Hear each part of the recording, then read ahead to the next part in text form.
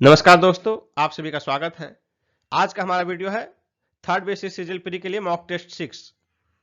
दोस्तों, पिछले mock test में आपने अपना स्कोर बताया था कि कितना आपका स्कोर आया, और इस मॉक टेस्ट में भी जो लोग 110 के आसपास आ रहे हैं तो समझिए कि स्थिति अच्छी है। और दोस्तों, 150 क्वेश्चंस के इस मॉक टेस्ट को शुरू से अंत तक सोल्व कीजिए और कमेंट करके अपना स्कोर फिर से जरूर बताइए। यदि आप इसका पीडीएफ प्राप्त करना चाहते हैं तो वीडियो के डिस्क्रिप्शन में पीडीएफ का लिंक दिया गया है, आप वहां जाकर पीडीएफ डाउनलोड कर सकते हैं। दोस्तों, तो चलिए शुरू किया जाए आज का टेस्ट। हाल ही में किस प्रदेश के मुख्यमंत्री ने सर्वाधिक बार मुख्यमंत्री बनने का रिकॉर्ड बनाया? बिहार। A answer Bihar. 10 अगस्त को मुख्यमंत्री नीतीश कुमार जी ने 8वीं बार मुख्यमंत्री पद की शपथ ली। केंद्र सरकार द्वारा किस राज्य के मिथिला मखाना को हाल ही में जीआई टैग प्रदान किया गया? बिहार। A answer Bihar. भारत नेपाल द्विपक्षीय समझौते के तहत निम्न में से किस राज्य में फसाई की राष्ट्रीय खाद्य प्रयोगशाला का उद्घाटन किया गया है? Bihar. C answer Bihar. Namibia से 8 चीते भारतीय वायुसेना के विमान द्वारा किस हवाई अड्डे पर लाए गए?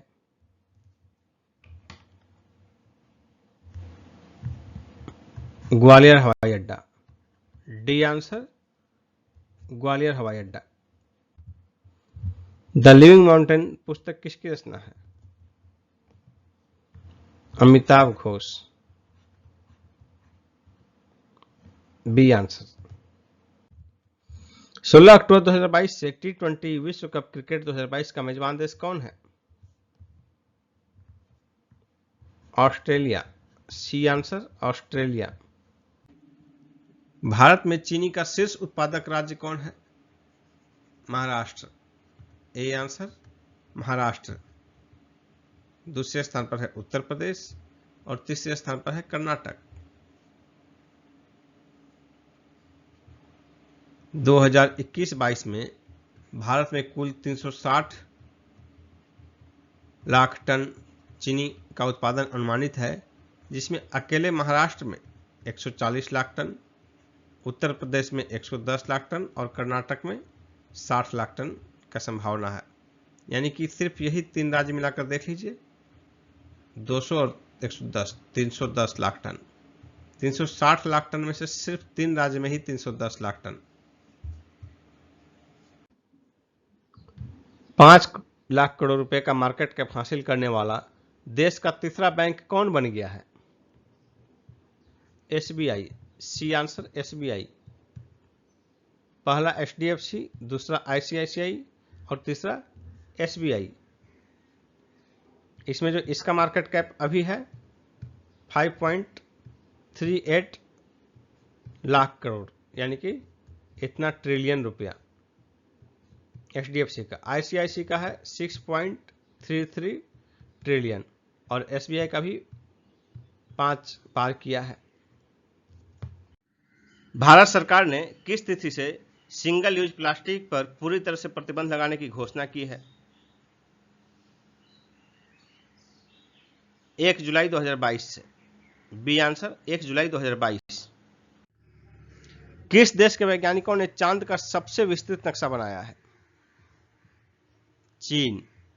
सी आंसर चीन। पटना कलम चित्रकला शैली किस काल से संबंधित है? इसका आंसर होगा परवर्ती मुगल काल से। और पटना कलम चित्रकला में जो है अधिकतर जो है कागज पर चित्रकला रेखी जाती थी, और इसके अलावा कहीं कहीं हाथी दांत पर भी चित्रकला, पटना कलम चित्रकला का उल्लेख मिलता है। नेक्स्ट क्वेश्चन है, निम्न में से कौन सा स्थल राजगीर में स्थित नहीं है? इसका आंसर होगा ऑप्शन बी मलिक भैया का मकबरा, यानी कि ऑप्शन ए, सी और डी विश्व शांति स्तूप, मनियार मठ और वेणुवन, ये तीनों राजगीर में स्थित हैं। नेक्स्ट क्वेश्चन है, बिहार में किस सरकार ने सर्वप्रथम स्कूलों में अंग्रेजी की पढ़ाई की अनिवार्यता समाप्त कर दी? किस सरकार ने अंग्रेजी की अनिवार्यता समाप्त कर दी बिहार में पहली बार? इसका आंसर होगा ऑप्शन बी महामाया सरकार ने। और 1967 में किया गया। महामाया सरकार जब पहली बार बनी 1967 में, उसी समय समाप्त कर दिया गया अंग्रेजी की अनिवार्यता, और शिक्षा मंत्री थे कर्पूरी ठाकुर।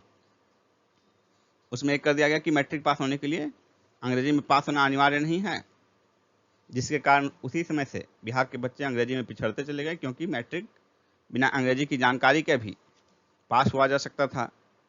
इसका बिहार के शिक्षा पर दूरगामी प्रभाव पड़ा और बिहार के बच्चे प्रतियोगी परीक्षाओं जिनमें कि अंग्रेजी की अनिवार्यता है, अंग्रेजी का बड़ा महत्वपूर्ण योगदान है, उसमें पिछड़ते चले गए। नेक्स्ट क्वेश्चन है, प्रथम राष्ट्रमंडल खेलों का आयोजन 1930 में कहां हुआ? कनाडा के हैमिल्टन में। फुटबॉल में गोल पोस्ट की ऊंचाई भूमि से कितनी होती है? 8 फीट। शीतकालीन ओलंपिक खेलों की शुरुआत कब हुई? 1924 में। मैराथन दौड़ की कुल लंबाई कितनी होती है? इसका आंसर होगा ऑप्शन ए 42.195 किलोमीटर, और मील में यह होता है 26 मील 385 गज। भारत में किस नदी को जैविक मरुस्थल कहा जाता है? दामोदर नदी को। अंतरराष्ट्रीय समुद्री संगठन का मुख्यालय कहां स्थित है? लंदन में। विश्व का शीर्ष कार्बन निगेटिव देश कौन है? इसका आंसर होगा ऑप्शन ए भूटान। वनों की कटाई पर प्रतिबंध लगाने वाला विश्व का पहला देश कौन है? नॉर्वे। बी आंसर होगा। अंतरराष्ट्रीय अम्ल वर्षा सूचना केंद्र कहां स्थापित किया गया है? ओस्लो में। किसको राजस्थान में जंगल की आग कहा जाता है? इसका आंसर होगा पलाश वृक्ष को। B option. भारत सरकार द्वारा कब केंद्रीय गंगा प्राधिकरण की स्थापना की गई? 1985 में। भारत में एग मार्क एक्ट कब लागू किया गया? 1937 से। भारत को किस रूप में परिभाषित किया जा सकता है? इसका आंसर होगा ऑप्शन बी एक श्रम आधिक्य वाली अर्थव्यवस्था के रूप में। नेक्स्ट है, कौन सी पंचवर्षीय योजना अपनी अवधि पूर्ण होने के 1 वर्ष पूर्व ही समाप्त कर दी गई थी? इसका आंसर होगा ऑप्शन बी 5वीं। नेक्स्ट है, भारत का राष्ट्रपति अपना त्याग पत्र किसको संबोधित करके देता है? इसका आंसर होगा ऑप्शन बी उपराष्ट्रपति। अनुच्छेद 56(1) के क में कहा गया है कि भारत का राष्ट्रपति अपना त्याग पत्र उपराष्ट्रपति को संबोधित करके देता है, और उपराष्ट्रपति इसकी सूचना तुरंत लोकसभा अध्यक्ष को देता है। नेक्स्ट क्वेश्चन है, निम्नलिखित में से कौन सा भारत के राष्ट्रपति के निर्वाचक गण का तो भाग है, किंतु उसके महाभियोग अधिकरण का भाग नहीं है? इसका आंसर होगा ऑप्शन डी राज्यों की विधानसभाएं। राष्ट्रपति के निर्वाचक मंडल में विधानसभाएं तो सम्मिलित होती है, लेकिन महाभियोग प्रक्रिया में सिर्फ लोकसभा और राज्यसभा सम्मिलित होती है। नेक्स्ट है, किस सदन के सदस्यों द्वारा बहुमत से अविश्वास प्रस्ताव पास होने पर मंत्रिपरिषद को त्यागपत्र देना पड़ेगा? इसका आंसर होगा ऑप्शन ए लोकसभा के द्वारा। नेक्स्ट है, राष्ट्रपति शासन अधिकतम कितने समय के लिए लगाया जा सकता है?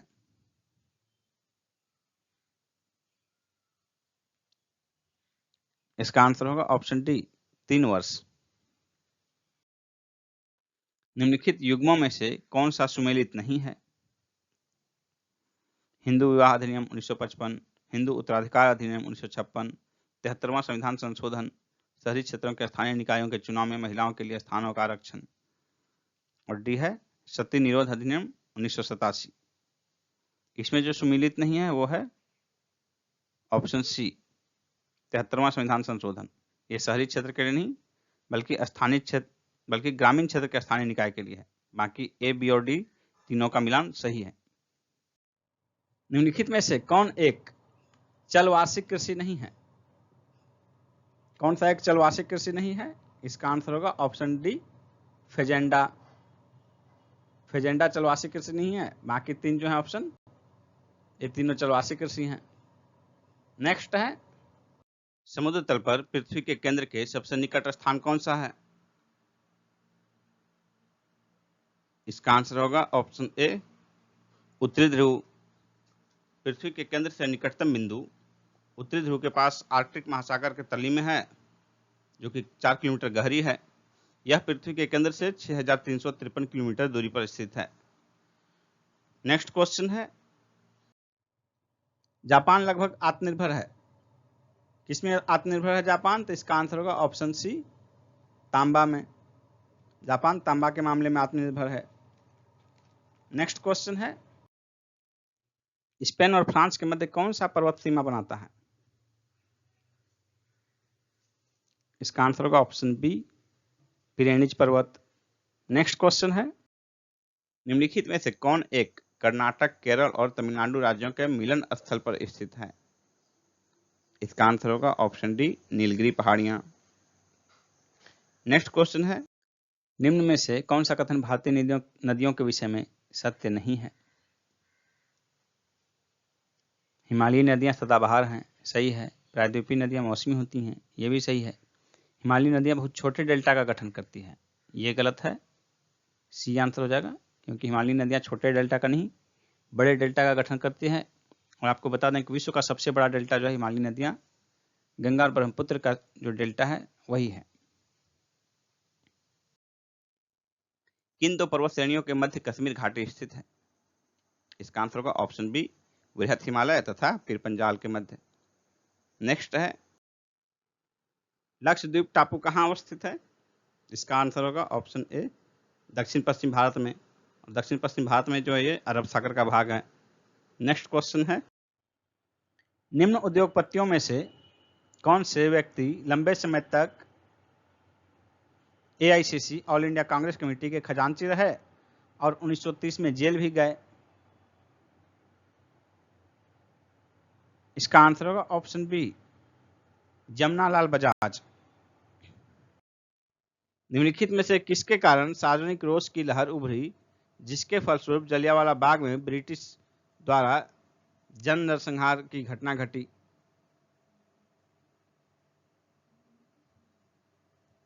इसका आंसर होगा option C, the Rowlatt act.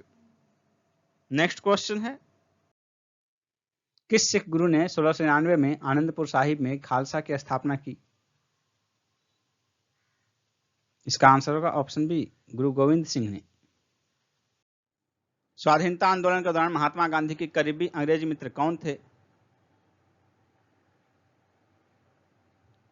इसका आंसर होगा option C, reverend Charlie Andrews.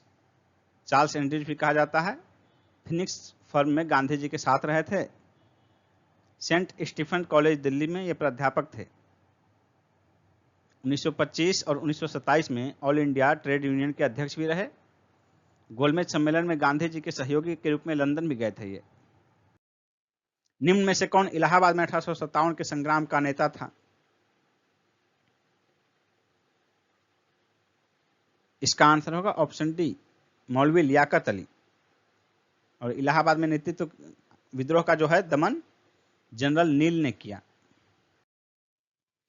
European नमूने के सैनिक प्रशिक्षण का सूत्रपात करने वाला प्रथम देशी राज्य कौन था? इसका आंसर होगा ऑप्शन बी, मैसूर। इसके लिए हैदर अली ने फ्रांसीसियों की सहायता ली थी। चोल साम्राज्य को अंततः किसने समाप्त किया? इसका आंसर होगा ऑप्शन डी, मलिक काफूर ने। मलिक काफूर अलाउद्दीन खिलजी का सेना नायक था। अपने दक्षिण अभियान में इसने चोल साम्राज्य को पूर्णतः समाप्त कर दिया। नेक्स्ट है, दिल्ली के पुराना किला के वर्तमान स्वरूप का निर्माण निम्नलिखित में से किसने करवाया था? इसका आंसर होगा ऑप्शन ए, शेरशाह सूरी ने। शेरशाह सूरी का शासनकाल 1540 से 1545 के बीच रहा। नेक्स्ट है, मोहम्मद गजनी का दरबारी कवि और शाहनामा का लेखक कौन था?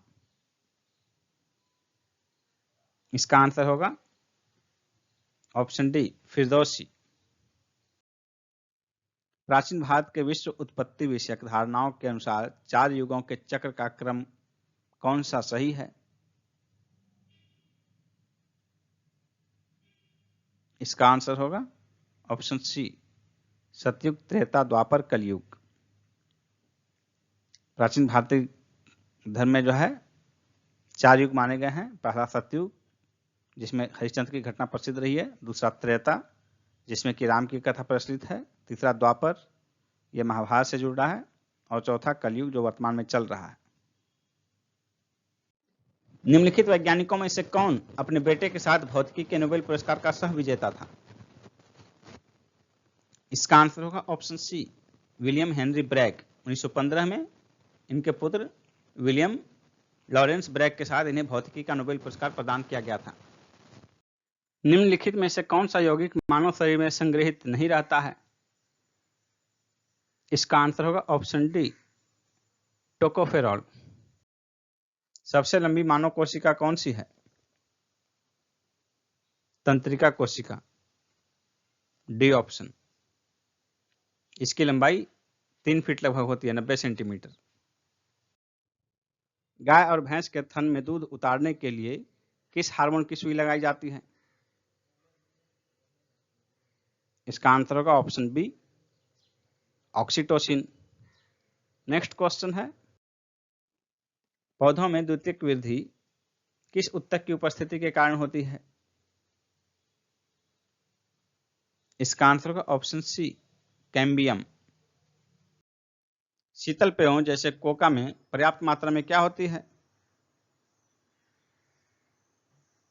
इसका आंसर होगा ऑप्शन ए कैफीन। नेक्स्ट है, 1 लीटर पानी में कितनी कैलोरी होती है?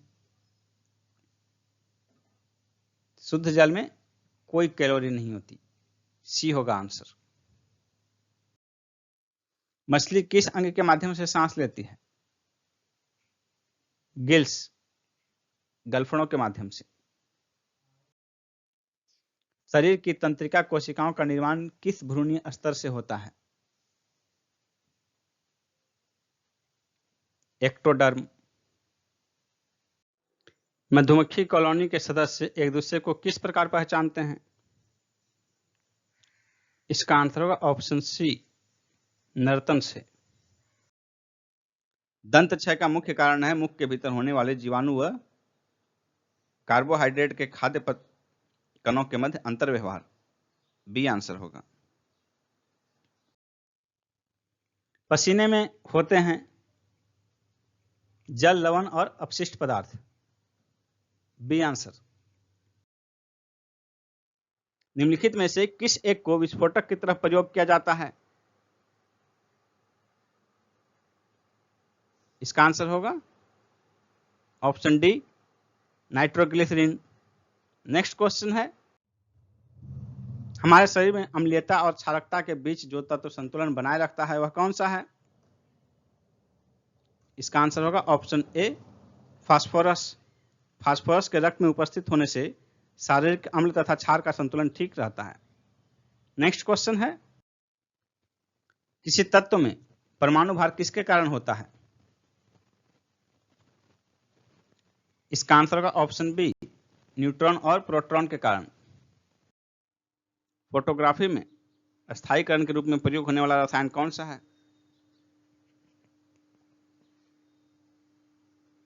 इसका आंसर होगा option B sodium thiosulphate. Sodium thiosulphate का प्रयोग फोटोग्राफी में निगेटिव और पॉजिटिव के स्थायीकरण में होता है, और इसका उपयोग चांदी और सोने के निष्कर्षण में भी किया जाता है, सोडियम थायोसल्फेट का। नेक्स्ट क्वेश्चन है, पानी में निलंबित अशुद्धियों को प्रभावी रूप से हटा दिया जाता है क्लोरीनीकरण द्वारा, बी आंसर होगा। किसी एक समान वृत्तीय गति में वेग एवं त्वरण दोनों ही नियत होते हैं, ऑप्शन ए आंसर होगा, लेकिन वेग की दिशा जो है हमेशा बदलती रहती है। प्रत्यास्थता गुणांक का एसआई इकाई क्या है? इसका आंसर होगा ऑप्शन सी पास्कल। प्रत्यास्थता एकता पदार्थ का वह गुण है जिसके कारण उस पर बाह्य बल लगाकर उसमें विकृति उत्पन्न की जाती है और बल के हटते ही वह अपनी मूल स्थिति में आ जाती है। लगभग 20 डिग्री सेल्सियस के तापमान पर किस माध्यम में ध्वनि की गति अधिकतम होगी? इसका आंसर होगा ऑप्शन डी, लोहा। नेक्स्ट है, आजकल सबसे अधिक प्रयुक्त होने वाली इनपुट डिवाइस कौन सी है? इसका आंसर होगा option C, keyboard. Next question है, शीशे के पात्र में एकत्रित जल में वायु के लघु बुलबुलों के रजत चमक के साथ चमकने का कारण क्या है? इसका आंसर होगा ऑप्शन डी, पूर्ण आंतरिक परावर्तन, टोटल इंटरनल रिफ्लेक्शन। इंद्रधनुष में कितने रंग दिखाई देते हैं? इसका आंसर होगा ऑप्शन ए, 7। सूर्य का प्रकाश 7 रंगों से मिलकर बनता है और इंद्रधनुष में यही 7 रंगें विभाजित होकर दिखाई पड़ती हैं। क्या मुख्य कारण है कि एक आंख की अपेक्षा 2 आंखों का होना अधिक उपयुक्त है? इसका आंसर होगा ऑप्शन डी, इस कारण से दूरी और गहराई का एहसास हो पाता है। एक आंख की अपेक्षा दोनों आंख से देखने पर दूरी और गहराई का एग्जैक्ट एहसास हो पाता है हमें। नेक्स्ट क्वेश्चन है, जब प्रकाश दूसरे माध्यम में जाता है तो उसकी आवृत्ति में परिवर्तन नहीं होता। माध्यम बदलने पर प्रकाश की आवृत्ति में कोई परिवर्तन नहीं होता। बी आंसर होगा, तरंगदैर्घ्य और वेग उसका परिवर्तित होता है। निम्नलिखित 4 शब्दों में से 3 शब्द किसी प्रकार से एक समान हैं और एक शब्द असमान है। असमान शब्द कौन सा है? मूंगफली, सरसों, जीरा, सौंफ। तो इसमें देखिए, ये 3 जो हैं, ये तीनों मसाले हैं, जबकि मूंगफली मसाले में प्रयुक्त नहीं होता। ये तीनों मसाले हैं, इसलिए आंसर हो जाएगा ऑप्शन ए। निम्नांकित आकृति में कितने त्रिभुज हैं? तो सबसे पहले तो एक बड़ा वाला हो गया जो पूरा त्रिभुज है। उसके बाद छोटे छोटे कितने हैं? 1 2 3 4 5 6 प्लस 6। अब 2 त्रिभुजों को मिलाकर देखिए कितने त्रिभुज बन रहे हैं। इस बेस पर इस बिंदु से जो त्रिभुज बना एक, उसी तरह इस बिंदु से जो है, इस बिंदु से इस बेस पर खींचा गया, उसी तरह इस बिंदु से जो है इस बेस पर खींचा गया। तो ये जो है 3 त्रिभुज बन गया, 2 त्रिभुजों वाला। अब 3 त्रिभुज, यानी ये पूरा मिलाकर ये जो विभाजक का काम कर रहा है, ये 2 त्रिभुज बना रहा है, ये विभाजक 2 त्रिभुज बना रहा है और ये विभाजक 2 त्रिभुज बना रहा है। इस तरह भी 6 त्रिभुज बन गए। अब आपके पास कुल कितने हो गए? और कोई तरीके से नहीं बन सकता। 6 6 12 3 15 1 16, कुल 16 त्रिभुज हो गए। आंसर हो गया ऑप्शन ए, 16। निम्नलिखित समीकरण का माने क्या होगा यदि भाग का अर्थ जोड़, जोड़ का अर्थ घटाव, घटाव का अर्थ गुना और गुना का अर्थ विभाजन है? तुम्हारे पास क्या दिया हुआ है?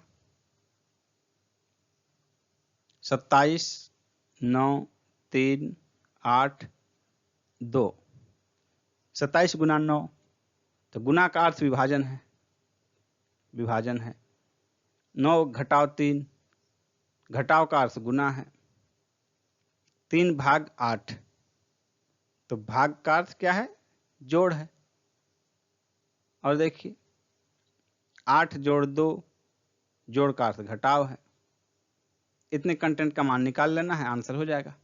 तो सबसे पहले भाग का काम कीजिए। 27 भाग 9, 3 गुना 3 प्लस 8 घटाव 2, 3 3 9 प्लस 6,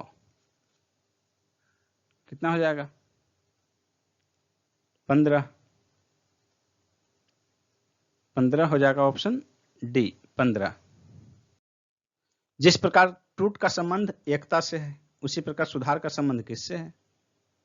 टूट एकता के विपरीत है, तो सुधार के विपरीत क्या होगा? खुरदरा नहीं, असुविधा नहीं, सिलाई नहीं।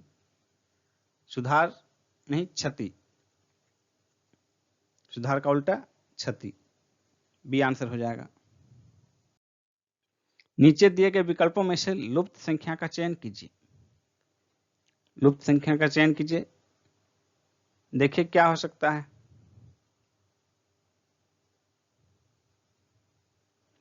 क्या कोरिलेशन होगा? यहां देखिए 3, 4, 19, 4, 6, 4 और ये 36, 40, 9, 9। यहाँ क्या हो सकता है इसमें से, या किसी भी तरह रो कॉलम रो किस हिसाब से निकल सकता है। तो यहाँ कोरिलेशन देखिए, इनके बीच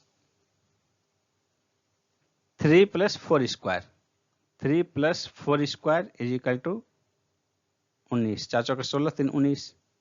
6 + 4 स्क्वायर नहीं, यानी कि 6 स्क्वायर + 4 इज इक्वल टू 36, 4 40। पहले इधर का स्क्वायर, फिर इधर का स्क्वायर और फिर इधर का स्क्वायर करते हैं। 9 + 9 स्क्वायर, दोनों तो एक ही है 9, इसलिए किधर भी स्क्वायर करने से कोई फर्क नहीं पड़ेगा। 81 और 9, 90। ऑप्शन ए आंसर हो जाएगा। निम्नलिखित श्रृंखला में प्रश्न चिन्ह के स्थान पर कौन सा संख्या आ सकता है?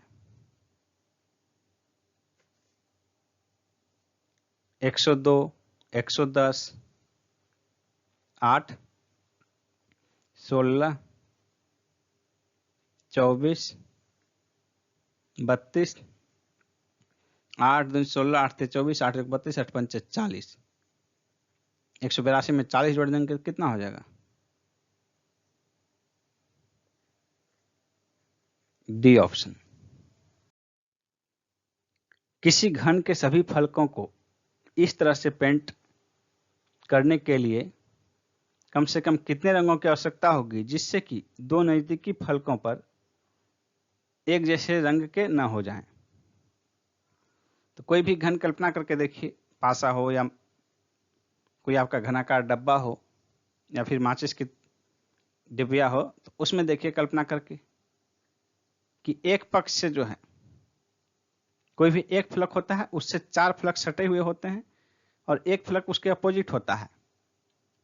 इस प्रकार जो है अपोजिट का 3 जोड़ा होता है, यानी कि एक फलक जिसमें कि लाल लग गया, इससे जो सटे हुए फलक हैं इन किसी फलक में लाल नहीं लगेगा, सिर्फ इसके अपोजिट वाले में लाल लग सकता है। क्योंकि दो नजदीकी फलक का रंग एक जैसा ना हो तो सिर्फ अपोजिट वाले में एक रंग लगेगा। इस प्रकार अपोजिट का 3 जोड़ा होता है, यानी 3 रंग चाहिए। आपका प्रश्न आकृति यह है, उत्तर आकृति क्या होगा इस चारों में से? इस चारों में से उत्तर आकृति क्या होगा? यहां देखिए, इधर से मिरर रिफ्लेक्शन है, जो ये फिगर है वही इसमें इस तरह होगा, और ये फिगर कौन सा है? ऑप्शन बी दूसरा हो जाएगा आंसर। देखिए फिगर आपके सामने है, इसमें प्रश्न चिन्ह के स्थान पर क्या होगा?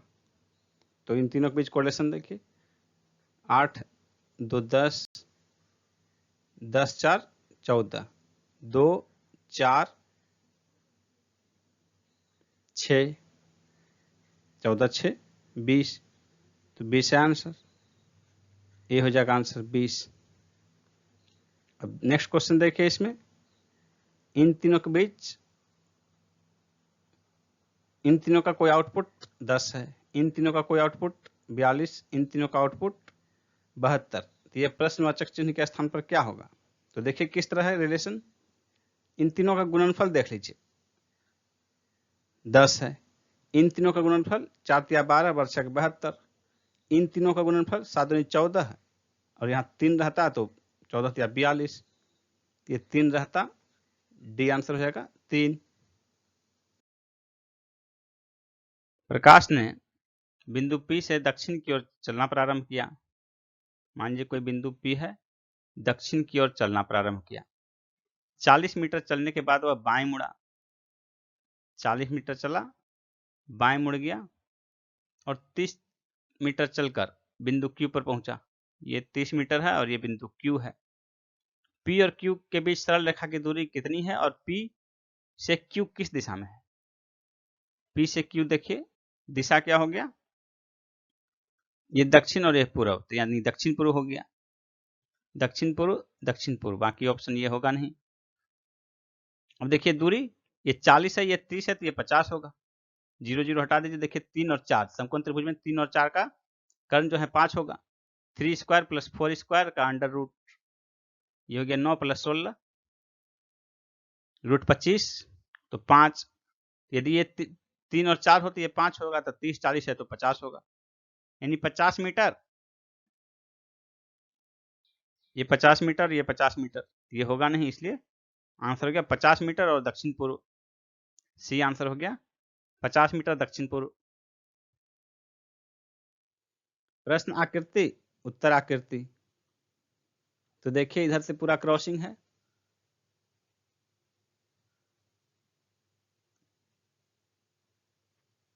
ये हो जाएगा, ये भी इधर से मिल जाएगा। अब देखिए यहां पर इसमें इधर जा रहा है बीच में, इनके भी बीच में, फिर ये और ये जो है ऐसे जाएगा, ये फिगर बनेगा आपका। ये फिगर दिए गए उत्तर आकृति में से कौन सा है? 1 नंबर वाला है, तो यही हो जाएगा आंसर 1 नंबर। किसी संख्या को 899 से भाग देने पर 63 शेष प्राप्त होता है। यदि उसी संख्या को 29 से भाग दें तो शेष कितना प्राप्त होगा? ऐसा क्वेश्चन जब भी रहता है तो आपके पास सीधा सीधा है कि 63 में 29 से भाग दे दीजिए, जो शेष बच जाएगा वही हो जाएगा आंसर।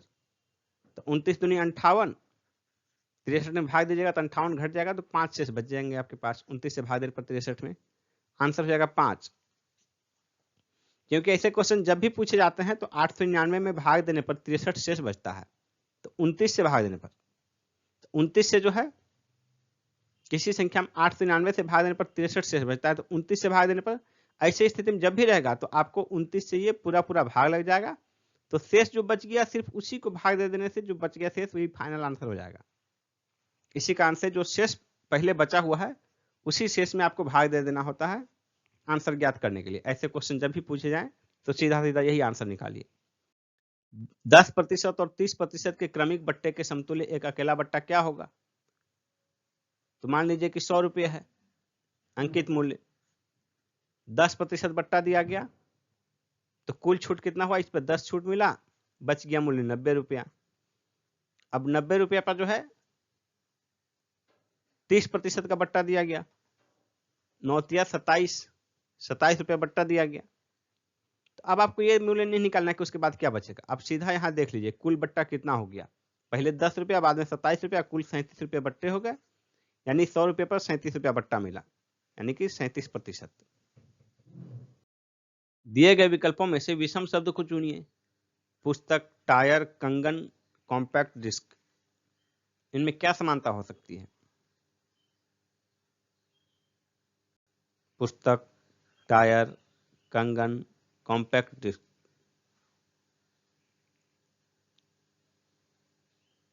तो इसमें देखिए क्लियर है, ये तीनों गोला है और ये चौकोर।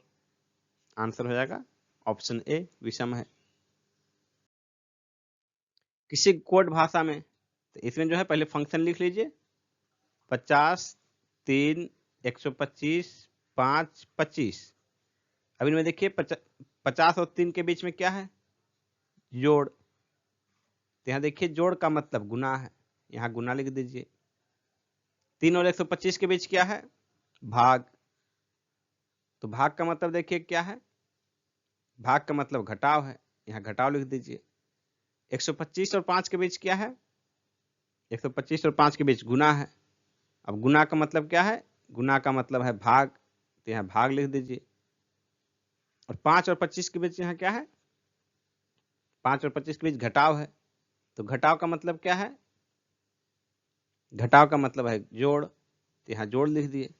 अब इस फंक्शन को सॉल्व कर लीजिए, आंसर निकल जाएगा आपका। तो इसमें देखिए 3 पार्ट में है, यहाँ से यहाँ तक, फिर ये और ये, तो 50 गुना 3 150, 125 भाग 5 25, और ये 25, तो -25 + 25 दोनों 0 हो जाएगा, बच गया आपके पास 150। आंसर हो जाएगा ऑप्शन डी 150। नीचे दी गई आकृति में कितने त्रिभुज हैं? तो देखिए पहले सिंगल सिंगल गिनते हैं, 1 2 3 4 5 6, सिंगल 6 हैं। उसके बाद डबल देखिए, ये बांट रहा है, ये दोनों 2 त्रिभुज, फिर ये दोनों 4, डबल का 4 हो गया। अब 3 वाले का देखिए, ये तीनों मिलाकर, यानी कि ये त्रिभुज, उसी तरह ये त्रिभुज, 3 वाला भी 2 गो हो गया। अब 4 वाला देखिए, इस बेस पर 1, फिर इस बेस पर देखिए, इस बेस पर यहां से यहां तक लिए 2, इसी तरह इस पॉइंट पर देखिए 3 कितना हो गया, 6 4 10, 2 12, 3 15, डी आंसर हो गया 15। निम्नलिखित आकृति श्रृंखला में आने वाली अगली आकृति का चयन कीजिए। इसमें देखिए हम इसको फोकस करते हैं, पहले सिंगल है ये देखिए, पहले बीच में है, फिर नीचे, फिर ऊपर, बीच में, नीचे, बीच में, नीचे, ऊपर, बीच में, नीचे, नीचे हो जाएगा वो। अब ये जो पॉइंट है, ये पहले पीछे है, फिर आगे है, फिर पीछे है, फिर आगे है, फिर ये पीछे हो जाएगा। ये किस में है? इस तरह, इसमें देखिए नीचे में, पीछे की ओर, ये नहीं, ये पलट गया है, पीछे की ओर सिर्फ इसमें सुटेबल है, इसलिए आंसर हो जाएगा ऑप्शन डी। उस आकृति का चयन कीजिए जिसमें दी गई आकृति अंतर्निहित है। y ऊपर नीचे बेस, तो y के ऊपर नीचे बेस किस में है?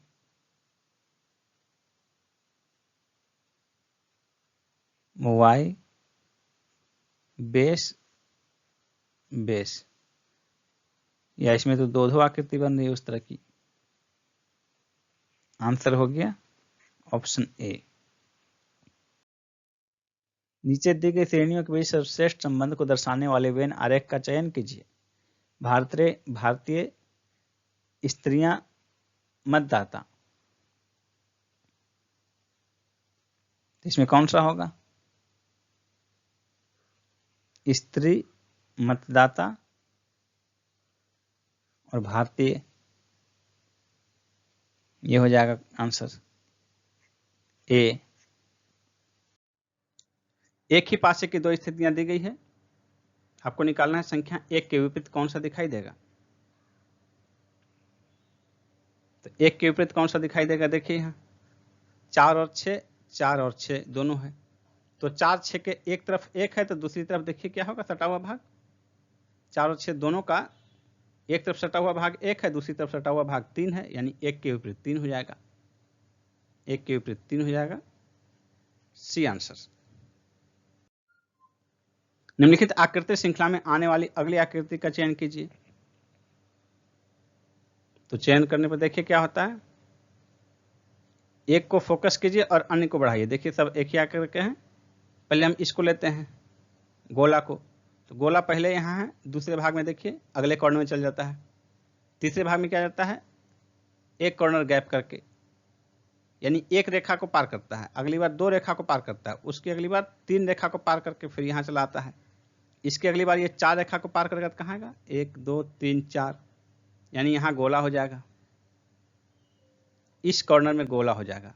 ये मैच कर रहा है, ये मैच कर रहा है, ये दोनों मैच नहीं कर रहे हैं। अब प्लस देखेंगे, प्लस इस लाइन पर है, उसके बाद इस लाइन पर है, एक लाइन पार कर रहा है, उसके बाद ये 2 लाइन को पहुंच रहा है, यहाँ पहुंच जा रहा है, उसके बाद ये 3 लाइन पर पहुंचेगा, यहाँ पहुंच गया 3 लाइन पर, यहाँ से 3 लाइन पर यहाँ, यानी कि यहाँ आ गया। अब यहाँ से 4 लाइन, 1 2 3 4, यानी कि यहाँ प्लस होगा, तो प्लस यहाँ आपके पास इसमें है, इसमें नहीं है। डी आंसर हो गया। निम्नलिखित आकृति को बनाने के लिए कम से कम कितनी सीधी रेखाओं की जरूरत पड़ेगी? कम से कम कितनी सीधी रेखा? तो इसमें देखिए 4 डायरेक्शन में रेखाएं हैं, अलग अलग डायरेक्शन की अलग अलग रेखाओं को काउंट कर लीजिए। इस डायरेक्शन में है, फिर इस डायरेक्शन में है, इस डायरेक्शन में है और इस डायरेक्शन में है। तो इस डायरेक्शन में देखिए 1 रेखा 2 रेखा, यहाँ 2 हो गया। नीचे की ओर जो है 1 2 3, इसमें 3 रेखा हो गया। इस डायरेक्शन में देखिए 1 2 3 4, 4 रेखा हो गया। इस डायरेक्शन में देखिए 1 2 3 4, यहाँ भी 4 हो गया। इन सभी को मिलाने पर ये बन जाएगा फिगर 4 दूनी 8 5 13, 13 सीधी रेखाओं की जरूरत पड़ेगी। ये आंसर हो जाएगा। 1 जुलाई 1977 को शुक्रवार का दिन था, तो 1 जुलाई 1970 का दिन क्या था? तो इसमें देखिए सेम डे और 7 वर्ष पहले है। 7 वर्ष पहले क्या दिन था? तो एक दिन में जो है, एक वर्ष में एक दिन आगे बढ़ता है। तो सामान्य वर्ष में और लीप वर्ष में 2 दिन। तो 7 वर्ष में जो है 7 दिन आगे बढ़ेगा, और इस दौरान जो है कितना लीप वर्ष था? 70 और 77 के बीच। तो 72, 1972 और 1976, 2 लीप वर्ष था। यानी कि 7 + 2 9 दिन बढ़ेगा। तो कितना दिन से 9 दिन बढ़कर शुक्रवार होगा? 7 दिन बढ़ता तो शुक्रवार से शुक्रवार ही होता, लेकिन 9 दिन बढ़ा तो शुक्रवार से 2 दिन और पहले, यानी बुधवार। तो बुधवार से 7 दिन आगे बढ़ाइएगा तो बुधवार आएगा, फिर और 2 दिन आगे बढ़ाइएगा तो शुक्रवार आ जाएगा। यानी 1970 को बुधवार था, 1 जुलाई 1970 को बुधवार। बुधवार प्लस 9 दिन कीजिएगा तो ये शुक्रवार हो जाएगा। यदि p का अर्थ गुना इस तरह सबका अर्थ दिया हुआ है, तो इस फंक्शन का मान क्या होगा? यानी कि यहाँ पर क्या लिखा हुआ है? 13 p, यहाँ p है 3a, उसके बाद 11y 26p, 11y 26p, 26p के बाद 6w 13a, 6w 13a 19। अब देखिए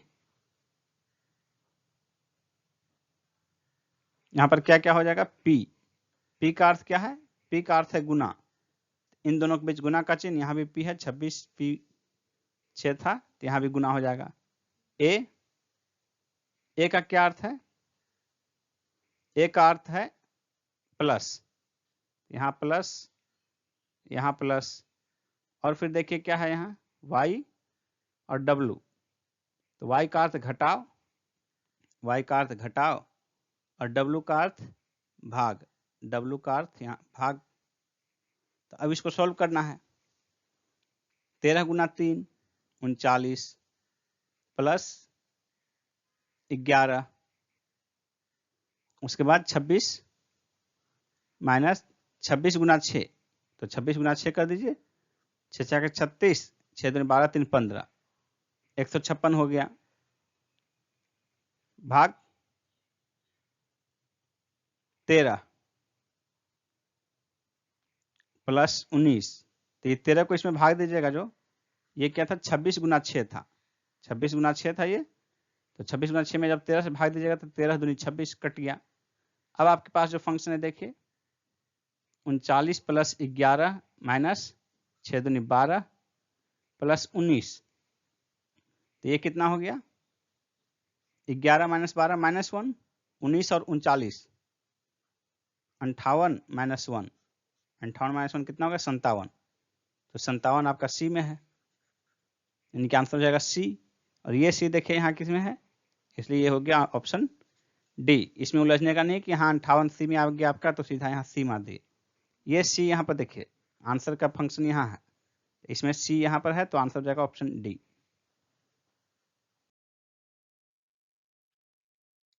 एम जी का भाई है जिसकी बहन सी है। एम के पिता सी के पुत्र से किस प्रकार संबंधित हैं? एम जी का भाई है, यानी एम भाई है। अब जी लड़का है कि लड़की है क्लियर नहीं है। जिसकी बहन सी है, सी लड़की है, यानी ये तीनों एक ही पीढ़ी के हो गए, तीनों भाई बहन हैं। अब जिसमें से एम लड़का है, सी लड़की है और जी का क्लियर नहीं है। अब देखिए एम का पिता सी के पुत्र से, अब एम का पिता, यहाँ पिता हो गए, यहाँ ये माता, इनके बच्चे हो गए, तो ये एम, एम का पिता क्या है? एम का पिता जो है ये एम नहीं, ये एम के पिता हो गए, ये ट्रायंगल जो है एम के पिता हो गए। सी के पुत्र से, सी लड़की है, इसके पुत्र से किस प्रकार संबंधित है? इसका जो बेटा होगा इससे किस प्रकार संबंधित होंगे? यानी ये जो पिता है उनका बेटी और उनका बेटा, यानी इसके नाना हो गए। एम के पिता सी के पुत्र से किस प्रकार संबंधित है? तो सी के पुत्र के नाना हो गए। नाना ऑप्शन सी में है, डी में है, तो डी हो गया आंसर। यहाँ डी देखिए किस में है? ए में है, इसलिए आंसर हो गया ऑप्शन ए। यदि बीते कल से पहले दिन बृहस्पतिवार था तो रविवार कब होगा? यानी ये वर्तमान है, इससे एक दिन पहले, और बीते कल से पहला दिन, ये वर्तमान है, इससे पहले आ गए। बीते कल से पहला दिन बृहस्पतिवार है, ये बृहस्पतिवार है, ये बृहस्पति हो गया, यहाँ शुक्र, यहाँ शनि, यहाँ रवि। रविवार कब होगा? अगले दिन, आने वाला दिन, आने वाला कल जो है ये रविवार होगा। सी आंसर हो गया। एक विशेष प्रकार से स्टैग को इस तरह लिखा जाए, हॉर्न को इस तरह लिखा जाए, तो उसी कोड में नॉर्थ को किस प्रकार लिखेंगे? तो नॉर्थ एन, एन को क्या लिखा है यहाँ? इसका एन देखिए, यहाँ जो एन है इसको एम लिखा गया है, तो एम ओ एच ओ, तो एस एल, एल हो गया। आर देखिए, आर क्या है? ओ आर के बाद L I, M L I, M L I, इतने से आपका विकल्प हो गया एम एल आई, एक ही ऑप्शन है आपके पास। चेक करना चाहते हैं आगे देखिए, टी एच, टी यहाँ इसका दूसरा है यानी जी हो गया, और एच इसका पहला है, एस हो गया। जी और एस, इस तरह आप चेक भी कर सकते हैं कि आपका सही है। किसी परीक्षा में पास होने वाले लड़कों में अजय का स्थान ऊपर से 17वां और नीचे से 29वां है। अजय ऊपर से 17वां, यानी कि अजय के ऊपर भी 16 लोग हैं, और नीचे से 29वां है, यानी कि अजय के नीचे 28 लोग हैं, तो अजय का रैंकिंग 29वां हुआ। 6 लड़के परीक्षा में सम्मिलित नहीं हुए और 5 इसमें फेल हो गए, तो लड़के की कुल संख्या 16 और अजय और 28, इतने तो पास हुए। इसके बाद 6 लड़के सम्मिलित नहीं हुए, प्लस 6 प्लस 5 लड़के फेल हो गए, प्लस 5। अब इसमें कुल जोड़ देना है आपको, 16, 6 और 5 11, 6 5 11 और 16 27, एक अजय 28 और 28 इधर, 28 28 56, 56 आपके पास यहाँ ऑप्शन डी में है, 56। विजय 53 छात्रों की कक्षा में 5वें स्थान पर है, उसका नीचे से स्थान क्या होगा?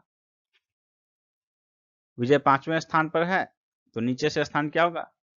तो 53 घटाओ 5 प्लस 1, 53 घटाओ 5 जो है 48, 5वें स्थान पर है, यानी कि उससे पीछे जो है 48 लोग हैं, तब वो ऊपर से 5वां है। तो 48 है नीचे से, 48 इससे पीछे हैं, तो प्लस 1 जोड़ दीजिए, 49वां उसका स्थान हो जाएगा। C answer. जिस प्रकार जूते का संबंध चमड़े से है, उसी प्रकार कुर्ते का संबंध किससे है? जूता चमड़े से बनता है, कुर्ता कपड़े से बनता है। कपड़ा, डी आंसर होगा। यहाँ आपको ध्यान देना है कि कुर्ता जो है, कपड़ा का मतलब कि रॉ मटेरियल कपड़ा जो है, ये कपड़ा हो गया। इसी को जब चीर फाड़ करके जो है कटिंग करके जब दर्जी सिलाई करके कुर्ता बनाएगा, उससे पहले की स्थिति ये कपड़ा है तो वही कपड़ा होगा। और वस्त्र जो है, वस्त्र कपड़े का पूरा एकदम होल सेट है, जिसमें कि आपका शर्ट पैंट सब कुछ, कुर्ता पजामा सब कुछ आएगा, वो वस्त्र हो गया। इसलिए यहाँ कपड़ा होगा आंसर। जिस प्रकार चना दलहन से संबंधित है, उसी प्रकार अलसी तिलहन से। चना एक प्रकार का दलहन है, अलसी एक प्रकार का तिलहन है। डी आंसर होगा तिलहन।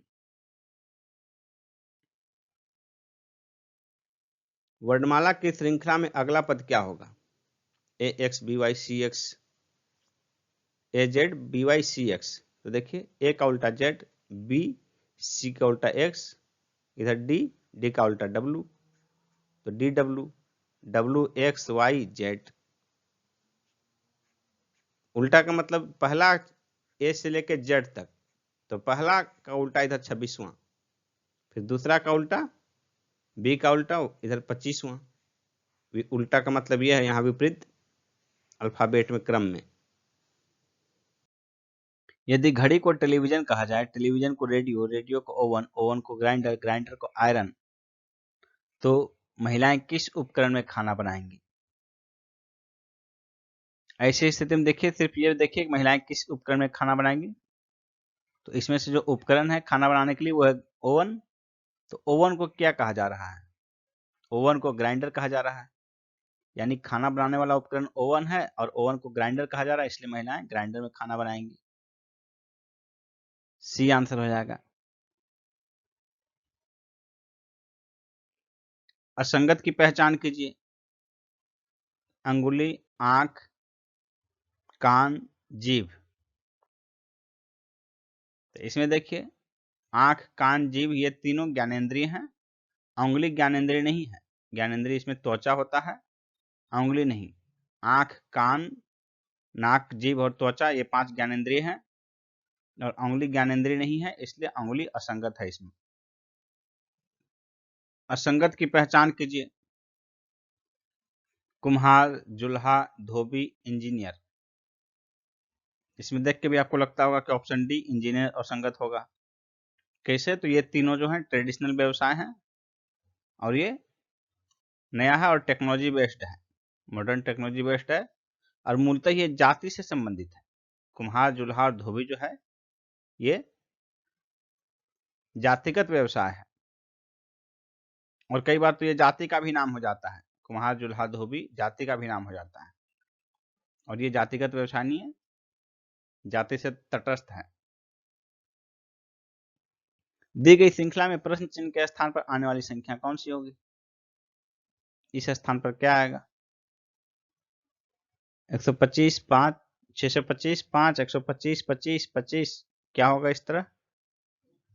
तो यहां देखिए, इन दोनों के बीच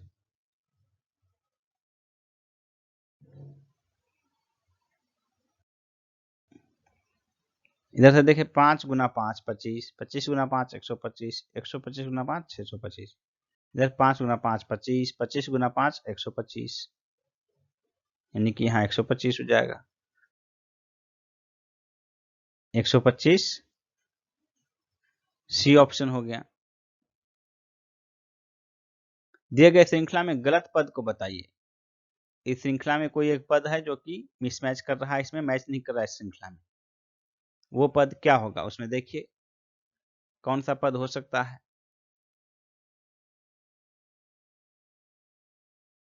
8, 14, 8 दूनी 16 घटाओ 2 14, 14 दूनी 28 घटाओ 2 26, 26 दूनी 52 घटाओ 2 50, 50 गुना 2 100 घटाओ 2 98, 98 दूना 196 घटाओ 2 194, और 194 गुना 2 घटाओ 2, ये होगा 194 गुना 2 388 घटाओ 2, यानी कि यहाँ 48 के स्थान पर 50 होना चाहिए था। यानी गलत पद जो है, ये दोगुना करके 2 घटा रहे हैं, 2x माइनस 2, फंक्शन ये हो जाएगा 2x माइनस 2, दोगुना पिछले वाले से, x यहाँ यदि पहला है तो उसके बाद ये फंक्शन निकलता चला जाएगा।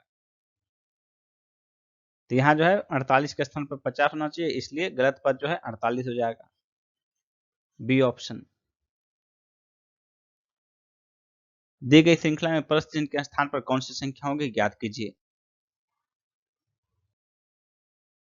3, 7, 22, 89, उसके बाद यहाँ क्या होगा, 3 गुना 2 प्लस 1, 7 या 21 गुना 3 प्लस 1, 22 चौके 88 यानी कि गुना 4 प्लस 1 गुना 5 प्लस 1। इसको गुना 5 प्लस 1 कीजिएगा तो कितना होगा,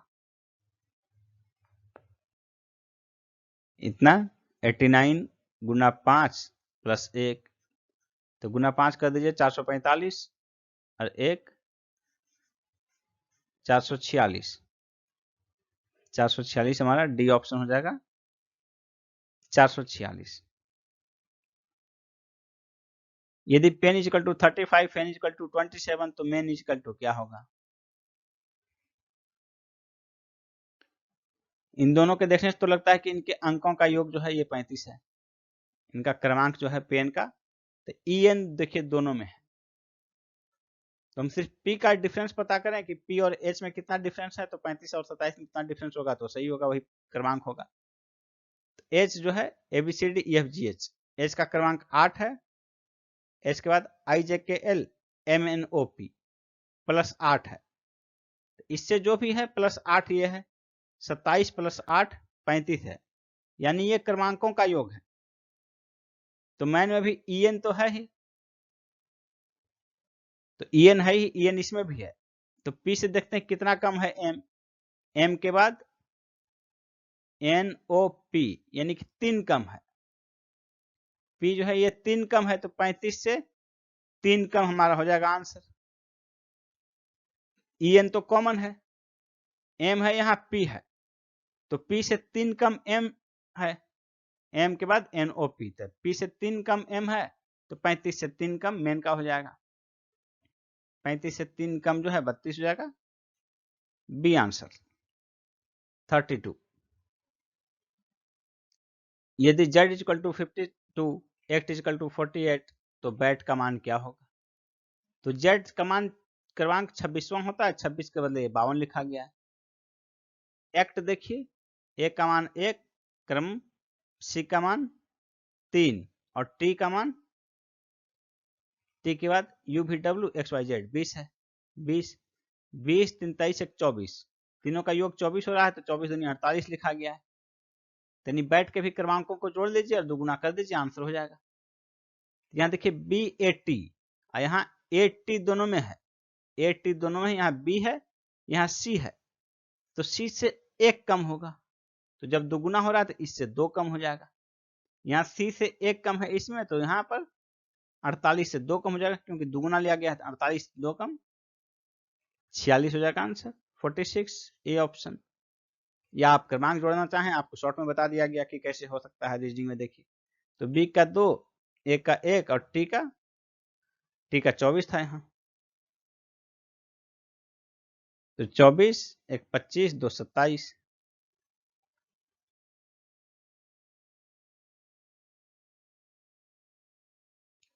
T UVW XYZ, T का 20 है, तो 20 1 21 2 23, 23 दूनी 46 हो गया आंसर, ए ऑप्शन। 31 विद्यार्थियों की एक कक्षा में अनु और विजय की ऊपर से रैंकिंग क्रमशः 7वीं और 11वीं है। बता कि कक्षा में उनके रैंक क्रमशः कितने हैं नीचे से।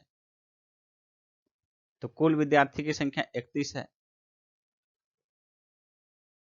इसमें अनु का रैंकिंग पहले देखते हैं, ऊपर से 7वां है, यानी इससे ऊपर जो है अनु से ऊपर 6 लोग हैं और कुल 31 लोग हैं, तो 31 में एक तो यही है, तो नीचे कितने हो जाएगा 24, 24 36 और एक अनु 31, यानी नीचे से इसकी रैंकिंग कितनी हो जाएगी 24 के बाद 25वां, तो 25वां आपका देखिए ऑप्शन में एक ही है, इसलिए आंसर हो जाएगा ऑप्शन सी। आप दूसरे का भी निकाल सकते हैं, 11वीं है तो जिसका 11वां है विजय, यानी ऊपर 10 लोग हैं और नीचे 20, 10 और 20 30, 31, तो नीचे से इनकी रैंकिंग कितनी है विजय की, 20 और 1 21, 21वां स्थान है, 21वीं रैंकिंग है। वैसे इस ऑप्शन में जो है सिर्फ एक निकालने से ही आंसर हो जाता। असंगत की पहचान कीजिए, घोड़ा, कंगारू, गाय, हिरन। तो इसमें देखिए इकलौता ये फीमेल है, शेष 3 जो है मेल हैं, इसलिए असंगत हो जाएगा ऑप्शन सी गाय। असंगत की पहचान कीजिए, 729, 125, 216, 624। इसमें देखिए ये क्या हो जाएगा, 9 का पावर 3, 9 में 81 गुना 9, 9 1 9, 9 8 72, ये 9 का पावर 3 है, ये 5 का पावर 3 है, ये 6 का पावर 3 है और ये 5 का पावर 4, इसलिए असंगत हो जाएगा ऑप्शन डी। यानी कि बाकी ए बी सी जो है पूर्ण घन है और ये जो है पूर्ण घन नहीं है, ये 25 का स्क्वायर हो जाएगा या 5 का पावर 4 हो जाएगा।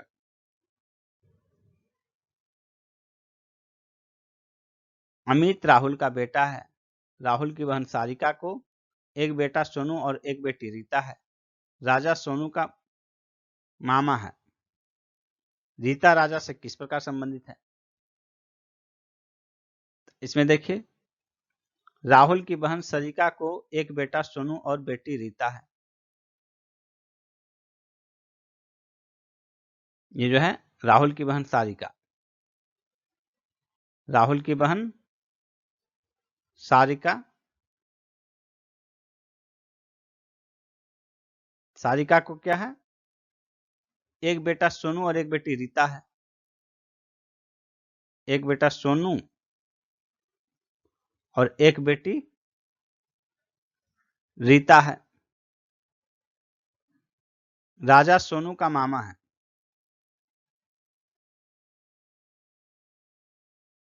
राहुल की बहन सारिका, ये राहुल है। राजा सोनू का मामा है तो सोनू का मामा राहुल हो गया, राजा भी होगा।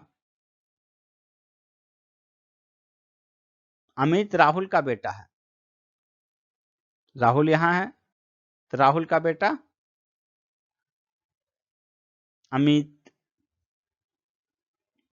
अमित राहुल का बेटा है, राहुल की बहन सरिका को एक बेटा सोनू और रीता है। राजा सोनू का मामा है, राजा जो है वो सोनू का मामा है। रीता राजा से किस प्रकार संबंधित था, सारे रिलेशन इसमें हो गए। रीता राजा से किस प्रकार संबंधित है, रीता जो है ये देखिए राजा के बहन सारिका की बेटी है, तो रीता किस प्रकार संबंधित है, रीता भांजी हो गई राजा की, राजा के बहन की लड़की हो गई तो राजा की भांजी हो गई,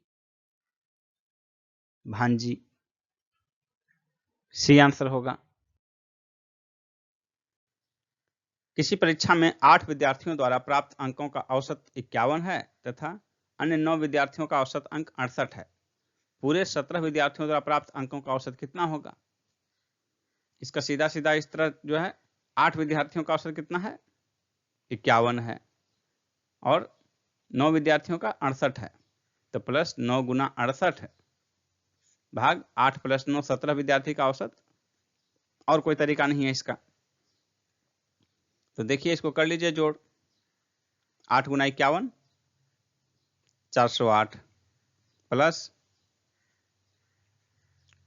9 72, तो 9 72 के 2 हो गया, 7 हो गया, 9 6 54 और 7 61, जोड़ दीजिए 0 2 10 इतना भाग 17 कर दीजिए, 17 5 85, 17 6 102, यानी 60 बार में 17 गुना 6 तो 60 बार हो गया। आंसर हो गया ऑप्शन सी 60। अमर एक मारुति वैन द्वारा और एंथनी एक रेसिंग कार द्वारा मुंबई से पुणे आते हैं। मारुति वैन की रफ्तार 120 किलोमीटर और रेसिंग कार का 210 किलोमीटर प्रति घंटा है। 12 मिनट तक चलने के बाद दोनों के बीच की दूरी का अंतर कितना होगा? यानी एक ही ओर जा रहे हैं, सापेक्ष डिस्टेंस देखिए, सापेक्षिक जो चाल है 120 और 210 के बीच 90 किलोमीटर प्रति घंटा का सापेक्षिक चाल है। तो 12 मिनट चलने के बाद कितनी दूरी बचे होगा? तो 12 मिनट में दोनों के बीच की दूरी कितनी होगी? 90 किलोमीटर 1 घंटे में दोनों के बीच की दूरी बचेगी। तो 12 मिनट में 60 मिनट में 90 किलोमीटर, 60 मिनट में 90, 60 मिनट में 1.5 गुना किलोमीटर, 12 मिनट में 1.5 गुना किलोमीटर 18। ऐसे भी कर सकते हैं, 60 का 5 से भाग दे दिए तो 12 मिनट हो गया, तो 90 का 5 से भाग दे दिए तो 18 हो गया। एक काम 10 पुरुषों के एक दल द्वारा 12 दिनों में संपन्न किया जाता है, यानी 120 लोग चाहिए। वही काम 10 स्त्रियों के दल द्वारा 60 दिन में, यानी महिलाओं का मजदूरी 60 मजदूर चाहिए, महिला मजदूर। यदि दोनों दल मिलकर काम करें तो वही कितने दिन में पूरा होगा? आप इसको सीधा सीधा कर सकते हैं। 10 पुरुष और 10 स्त्री का दल एक 12 दिन में करता है और एक 6 दिन में करता है, तो 12 और 6 का एलसीएम 12। तो मेल और फीमेल दोनों दल है, तो दोनों को हम 12 दिन तक कटवाते हैं। तो पुरुष जो है 12 दिन में पूरा करता है एक काम, महिला 6 दिन में पूरा करती है, तो 12 दिन में जो है 2 काम कर लेगा। तो कुल 12 दिन में जो है दोनों यदि 7 काम करें दल तो 3 काम होता है। तो एक काम करने में 3 से भाग दीजिए 12 को, 4 दिन लगेगा।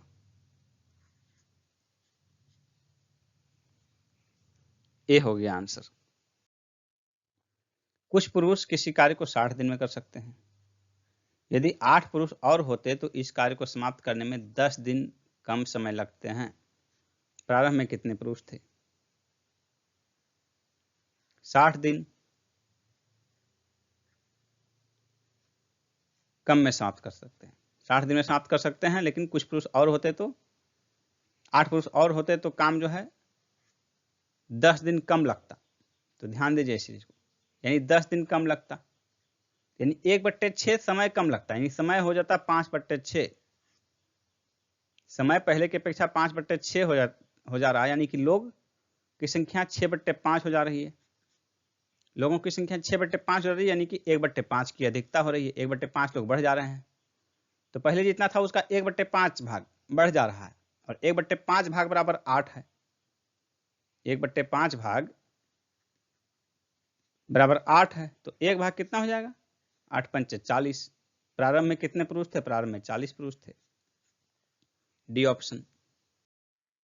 दो धनात्मक संख्याओं के वर्गों का योग 100 है और उनके वर्गों का अंतर 28 है, उन संख्याओं का योग क्या है? तो धनात्मक संख्याओं के वर्गों का योग जो है 100 यानी कि 10 स्क्वायर। पाइथागोरस त्रिक में जानते हैं 6 स्क्वायर प्लस 8 स्क्वायर बहुत यूज किए होंगे, ये 10 स्क्वायर होता है। सिर्फ यही एक युग्म है जो कि दो धनात्मक संख्याओं का योग 10 का स्क्वायर हो। तो उन संख्याओं का योग क्या होगा? अंतर देख लीजिए, 36 और 64 का अंतर देखिए। 36 प्लस 28 देख लीजिए आप, 8 से 14, 3 2 5 1 6, 64, 28 हो गया अंतर। उन संख्याओं का योग क्या है? 6 और 8 14। सी आंसर होगा।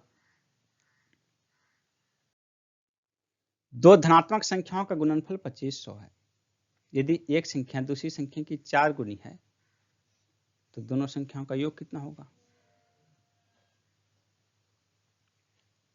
2500। 2500 एक संख्या दूसरी संख्या की 4 गुनी है, ये जो है इसका 4 गुना है। दोनों संख्याओं का योग, ये दो संख्या 25 और 100 हो गया, दोनों संख्याओं का योग 125। बी होगा आंसर। आप इसको इस तरह से बना सकते हैं, गुणनफल एक संख्या दूसरी संख्या की 4 गुनी, तो दूसरी संख्या x, तो एक संख्या जो है 4 गुनी 4x, दोनों का गुणनफल 2500। निकाल लीजिए। 4x² बराबर 2500, 4 से भाग दीजिएगा तो 625, x बराबर 25 हो गया। तो दूसरा 4x 100 दोनों का मिला के 125।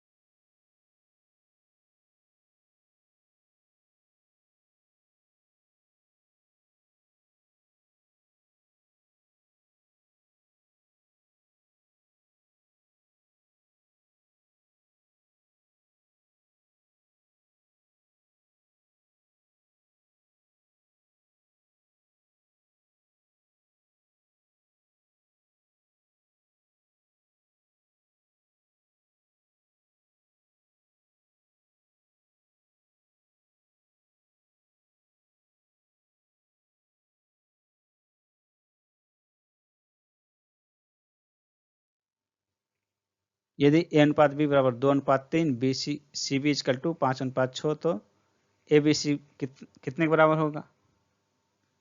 A B C, A B 2 और 3, सी और बी 5, 6, सी और बी 5 और 6।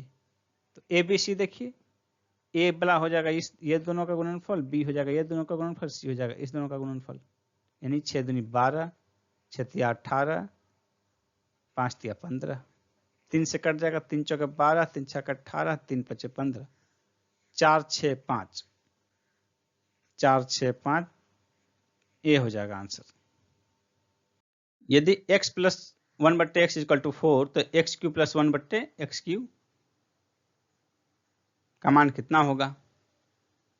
तो ये फंक्शन देखिए, x³ प्लस 1/x³, तो x प्लस 1/x का power 3 equal to a plus B का whole cube, a³ plus b³ plus 3ab into a plus B, ये हो गया फंक्शन। तो x³ प्लस 1/x³, इसका मान हमको निकालना है, कितने के बराबर है?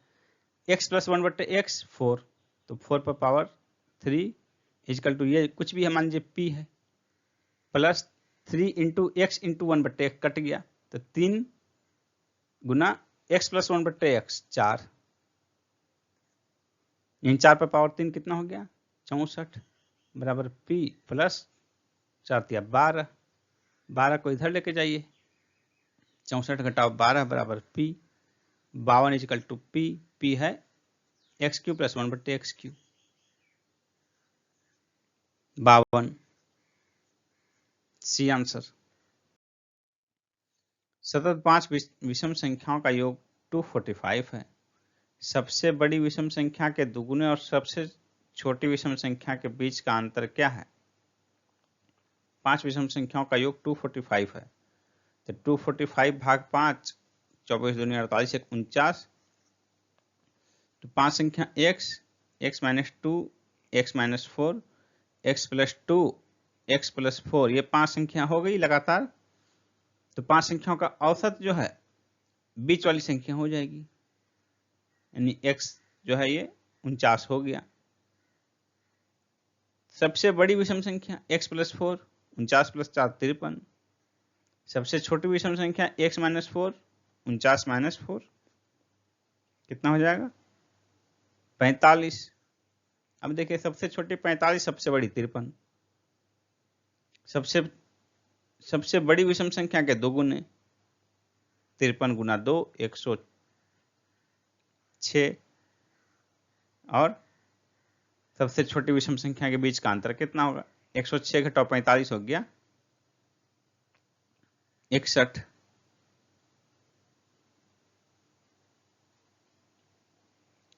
हो गया ऑप्शन ए 61। किसी परीक्षा में एक विद्यार्थी को उसके प्रत्येक सही उत्तर के लिए 4 अंक दिए जाते हैं और गलत उत्तर के लिए 2 अंक काट लिए जाते हैं। यदि एक विद्यार्थी ने परीक्षा के सभी 75 प्रश्नों के उत्तर दिए हों और उसे कुल 150 अंक प्राप्त हुए हों, तो उसने कितने प्रश्नों के सही उत्तर दिए? तो देखिए इसको बिल्कुल आसानी से जो है संख्या रेखा पर बना सकते हैं। 4 अंक दिए जाते हैं, सभी 75 प्रश्न, यानी सभी गलत हो गए माइनस 150 अंक, सभी सही हो गए तो 300 अंक मिले, जबकि वास्तव में से कितने मिलते हैं? 150। वास्तव में मिलते हैं 150 अंक प्राप्त हुए, यानी कि सभी सही होते तो 300 प्राप्त होते, सभी गलत होते तो माइनस 150 प्राप्त होते। वास्तव में मिले हैं कितना? गलत और सही का जो मिश्रण है कुल 150 मिला है। अब देखिए इनसे दूरी, माइनस 150 से 150 बीच की दूरी 300, 150 से 300 के बीच की दूरी 150, 150। इन दोनों का अनुपात देखिए कितना हो गया? 2 और 1 का अनुपात है, यानी कि सभी 75 प्रश्न हैं तो इधर 50 हो गया और ये 25 हो गया, 2 और 1 में बांट दिए तो, यानी कि सही उत्तर की संख्या 50, गलत उत्तर की संख्या 25। उसने कितने प्रश्नों के सही उत्तर दिए? कितने प्रश्नों के सही उत्तर दिए? 50, बी आंसर हो जाएगा। गलत कितने के दिए तो 25 हो जाता। 3 कक्षाओं के विद्यार्थियों की संख्याओं का अनुपात 2, 3 और 5 है। प्रत्येक कक्षा में 40 विद्यार्थी बढ़ा दिया जाए तो यह अनुपात 5, 6, 7 हो जाता है। प्रारंभ में कुल विद्यार्थी की संख्या कितनी थी? 2, 3, 5 से 4, 5, 7 हो जाता है, यानी कि देखिए कितना बढ़ रहा है? 2 बढ़ रहा है, 2 बढ़ रहा है, 2 बढ़ रहा है। यदि प्रत्येक कक्षा में 2 यूनिट बढ़ा दिया जाए तो वास्तव में कितना बढ़ रहा है? 40 बढ़ रहा है। प्रत्येक कक्षा में 40 विद्यार्थी बढ़ा दिया जाए, लेकिन वास्तव में प्रत्येक कक्षा में अनुपात बढ़ रहा है 2, तो यानी अनुपात का 2 यूनिट बराबर 40, तो 1 यूनिट कितना हो जाएगा? 20। प्रारंभ में कुल कितने विद्यार्थी हैं? अनुपात का जोड़ दीजिए, 2, 3 और 5, 2, 3, 5, 5, 10, यानी कि कुल 10 यूनिट हैं। 1 यूनिट 40 हो गया तो 10 यूनिट शून्य लगा दीजिए, 10 यूनिट 200। प्रारंभ में कुल 200 विद्यार्थी हैं। किसी वस्तु के अंकित मूल्य पर 2 क्रमिक छूट प्रत्येक x% देने के बाद कुल छूट 259.2 रुपये है। यदि वस्तु का अंकित मूल्य 720 रुपये है तो x का मान क्या होगा? कुल छूट इतना रुपया हो जाता है, यानी कि विक्रय मूल्य 720 माइनस 259.2, तो 720 घटाओ 260 कितना हो जाएगा? 460, तो 460.8 हो गया। अब जो इसका एग्जैक्ट प्रक्रिया है उसी के तहत इसको निकालना है। तो ये आपका जो इक्वेशन बनेगा, आप देखिए 720 रुपये अंकित मूल्य, छूट दे दिया x%, तो उसका जो है x माइनस 100 पर इतना बटे 100 गुना 100 माइनस 100 बट्टे 100, ये इक्वल टू हो गया 460.8। एग्जैक्ट जो मेथड है उसके तहत तो ये बनेगा, लेकिन आपको इतना लेंदी प्रोसेस में नहीं जाना है। आपको short trick value put up method इसमें अपनाइएगा तो आसानी से बनेगा। तो देखिए आपके पास 4 वैल्यू है, 18, 20, 24, 25। इसमें आसानी से कैलकुलेटिंग जो है ये दोनों वैल्यू है। तो हम एक बीच वाला वैल्यू पहले इसको पुटअप करेंगे। यदि इससे मान तुलनात्मक रूप से इससे कम आना चाहिए तो ये हो जाएगा, अधिक आना चाहिए तो ये दोनों में से कोई हो सकता है, और इस दोनों में से कोई हो सकता है तो एक इसको ट्राई कर लेंगे। यानी आपको 20% और 25% दो को ट्राई करना है। यदि 20% पर क्लियर हो गया तो ठीक है, अदरवाइज 25% पर करने के बाद फाइनल आंसर आ जाएगा। ये आपको आसान पड़ेगा एग्जाम में, इसलिए देखिए 720 रुपया अंकित मूल्य और मान लीजिए कि 20% छूट है, तो कुल छूट कितना हो जाएगा? 720 गुना 20/100 पहला हो गया, तो कितना हो गया ये 72 दूनी 144। 144 हो गया। अब बच गया कितना? 720 घटाओ 144, 6। उसके बाद यहाँ 11 में 4 गया 7, 5। अब बच गया 576, फिर इसका 20%। अब ये देखिए कितना हो गया, 6 दूनी 12 और इधर 57 दूनी 114, 15, 115 हो गया। यानी 115.2, 144 और 115.2 कितना हो गया?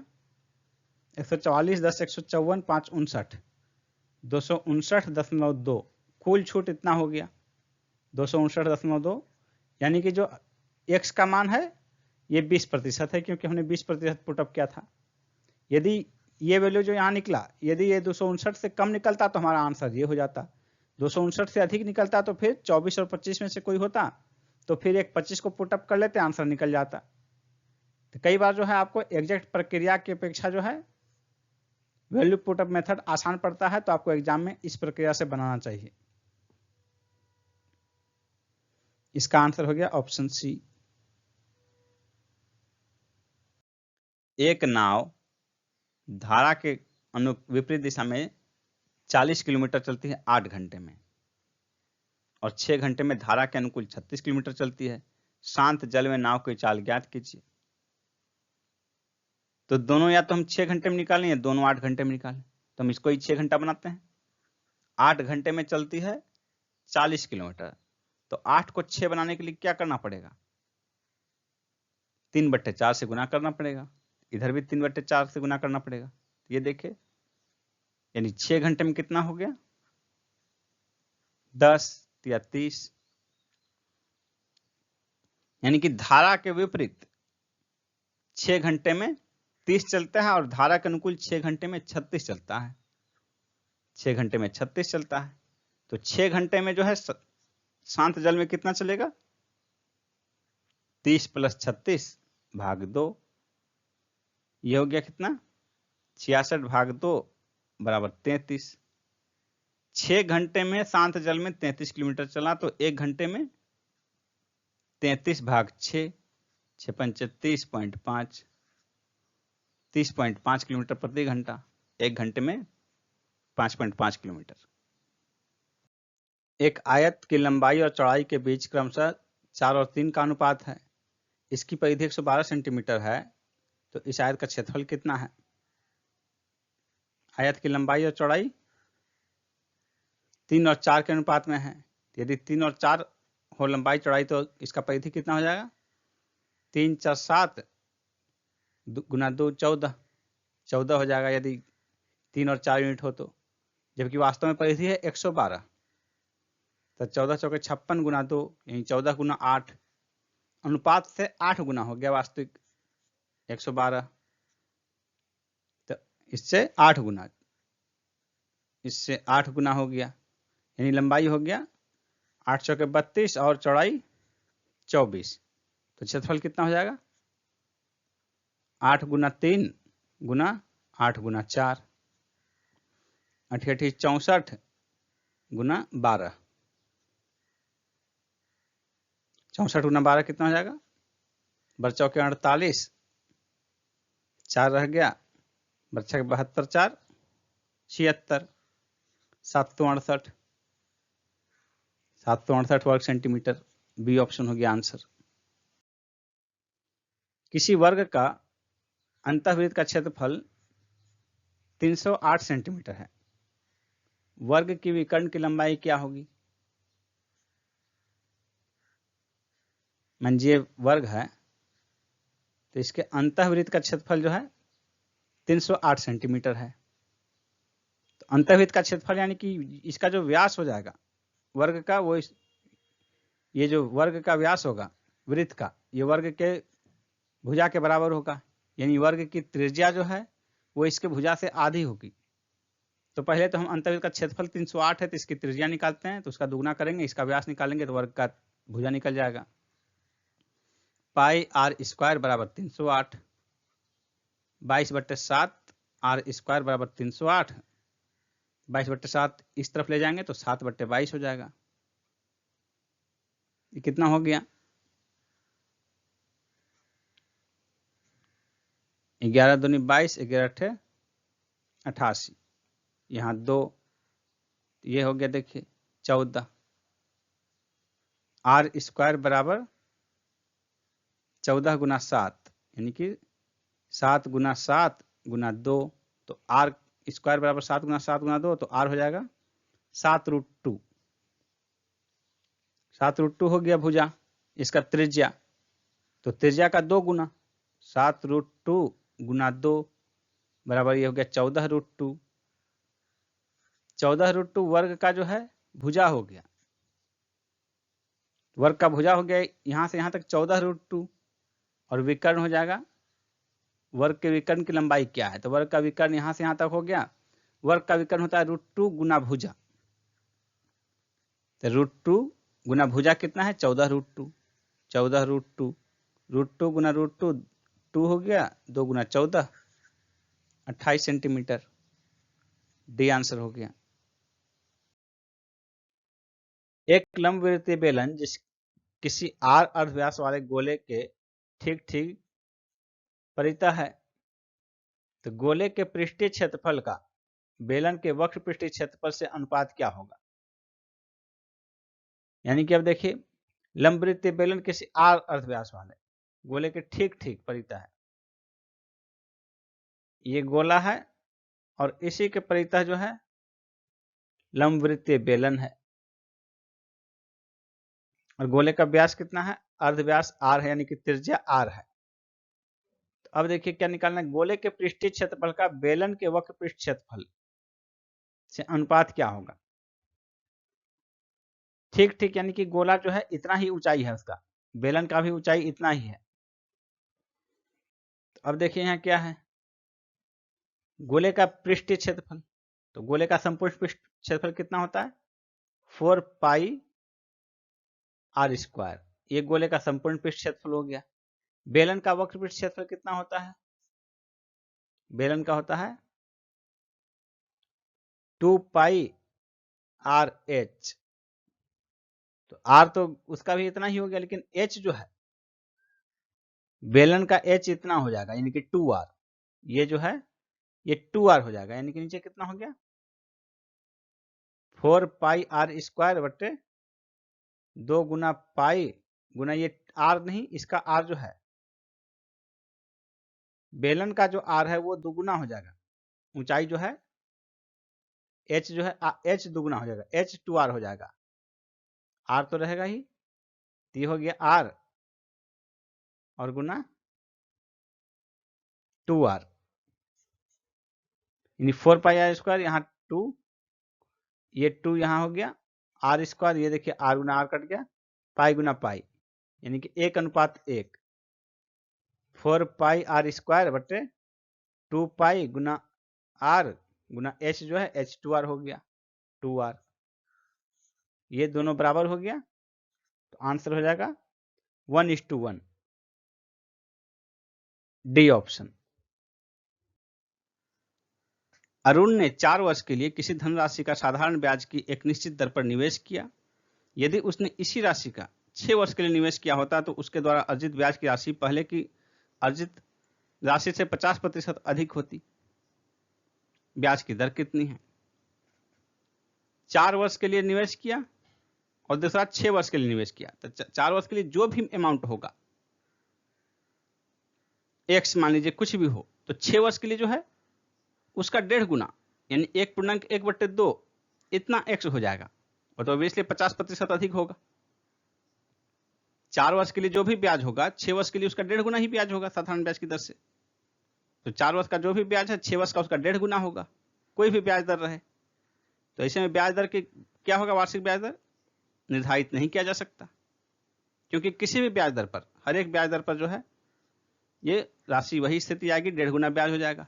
4 वर्ष में जितना ब्याज होगा 1.5 वर्ष में 6 वर्ष में उसका 1.5 गुना हो जाएगा, क्योंकि इस समय 1.5 गुना हो गया तो साधारण ब्याज वो भी 1.5 गुना हो जाएगा। इसलिए इस इतने डाटा के आधार पर निर्धारित नहीं किया जा सकता ब्याज की वार्षिक दर। एक घड़ी को 20% लाभ पर बेचा जाता है। यदि घड़ी के क्रय मूल्य तथा विक्रय मूल्य में से प्रत्येक को 100 रुपये कम कर दिया जाए तो लाभ 5% अधिक हो जाता है। घड़ी का प्रारंभिक क्रय मूल्य कितना था? तो देखिए इसका जो समीकरण बनेगा, क्रय मूल्य x, तो लाभ जो हो गया विक्रय मूल्य कितना हो जाएगा? x गुना 120/100। यदि दोनों में 100 रुपये कम कर दिया जाए, दोनों घटा दिए, तो ये जो है लाभ 5% अधिक हो जाता है, यानी पहले 20 था, तो इसका ये जो है नया जो होगा विक्रय मूल्य, ये विक्रय मूल्य इसका 25% होगा, यानी इसका 125/100 बराबर ये x minus 100 into 125/100 is equal to ये आपके पास समीकरण है। इसको सॉल्व करके आप x का मान निकालिए, आंसर निकल जाएगा। लेकिन इतना करने की अपेक्षा जब आपको एमसीक्यू में सॉल्व करना हो तो कैसे करेंगे इसको हम ऑप्शन पुटअप मेथड से करेंगे, वैल्यू पुटअप मेथड से। तो देखिए 100 रुपये कम कर दिया जाए, इसमें हम जो देखिए पूर्ण है 500 600, इन्हीं को पुटअप करना है हमको। पहले हम 500 और 600 में से करेंगे पुटअप, तो आंसर निकल जाना चाहिए, नहीं तो फिर इसमें से करना होगा। तो पहले मान लीजिए 500 को पुटअप कीजिए, क्योंकि 20% निकालना आसान होगा इन पर पहले। तो क्रय मूल्य मान लीजिए 500, तो विक्रय मूल्य 600 रुपये, 20% हो गया, तो 500 का 20% जो है 100 रुपये होगा। दोनों को घटा दिया जाए, ये हो गया 400 और ये 100 घटाएंगे तो ये हो जाएगा 500। अब 400 क्रय मूल्य और 500 विक्रय मूल्य, तो ये लाभ हो गया 25%, 1/4 लाभ। तो पहले ये 20% लाभ था, अब लाभ बढ़ गया 25% हो गया। आपका आंसर यानी कि इसमें मैच कर रहा है, यानी कि आंसर ऑप्शन बी होगा 500 रुपये।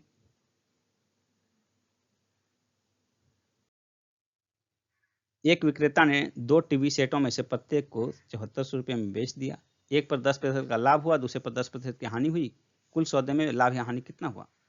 इसमें यह महत्वपूर्ण नहीं है। ऐसी स्थिति में जिसमें 10% लाभ हो एक में, दूसरे में सेम मात्रा में हानि हो, प्रतिशत में एक में लाभ दूसरे में हानि, तो ओवरऑल जो होता है जितना ये प्रतिशत है उतना लिख दीजिए, उसको 10 से भाग दीजिए, उसका स्क्वायर, इतना प्रतिशत का हानि होता है, ये हमेशा याद रखिए।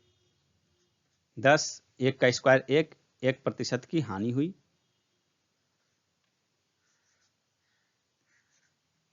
डी आंसर हो गया। एक फल विक्रेता कुछ संतरे ₹10 में 5 की दर से खरीद कर ₹15 में 6 की दर से बेचता है, उसका लाभ प्रतिशत कितना है? 10 रुपए में 5 की दर से खरीदा, यानी क्रय मूल्य हो गया 10/5। 15 रुपए में 6 की दर से बेचा, विक्रय मूल्य हो गया 15/6 एक का, यानी 2 रुपये क्रय मूल्य का विक्रय मूल्य 2.5,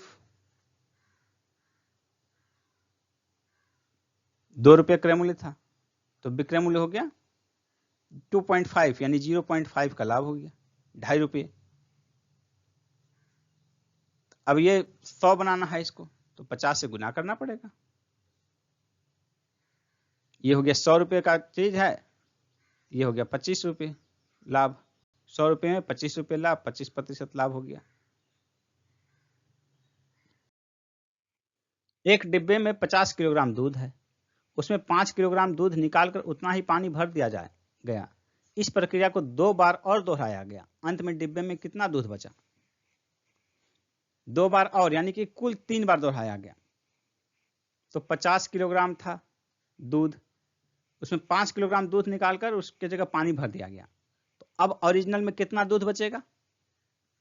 5 किलोग्राम निकाला जाता है, यानी 1/10 निकाल लिया गया दूध और पानी भर दिया गया, तो दूध बच गया 9/10।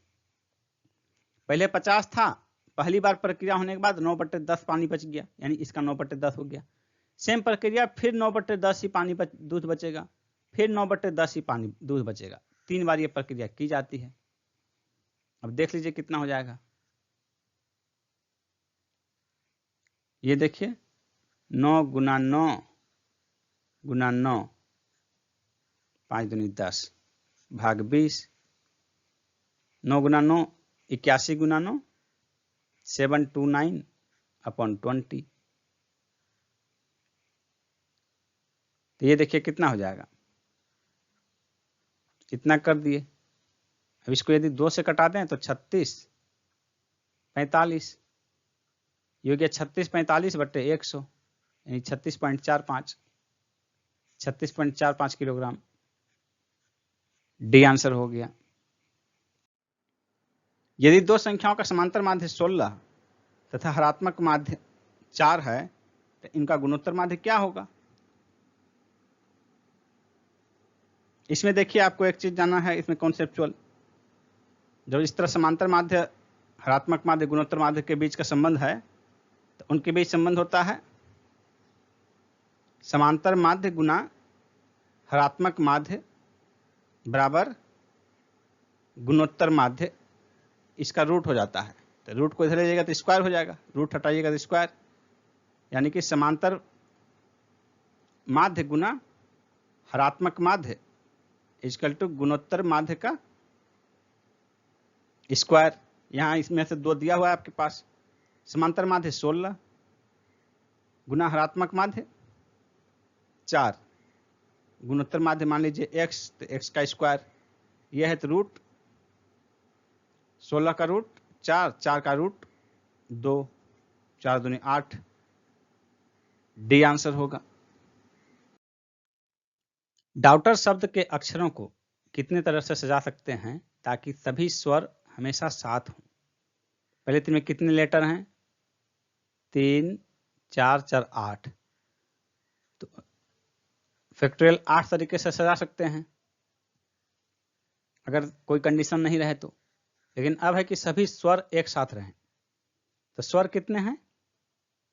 A U E, यानी कि 8 में से जो है 8 में से 3 निकल गए, बच गए 5, तो 5 अलग अलग लेटर हो गए और ये 3 स्वर को एक साथ रखना है। ये 1 यूनिट हुए, तीनों स्वर जो हैं ये 1 यूनिट हुए, यानी ये 5 यूनिट प्लस 1 यूनिट 6 यूनिट। तो 6 यूनिट को कितने तरीके से सजाया जा सकता है? तो फैक्टोरियल 6।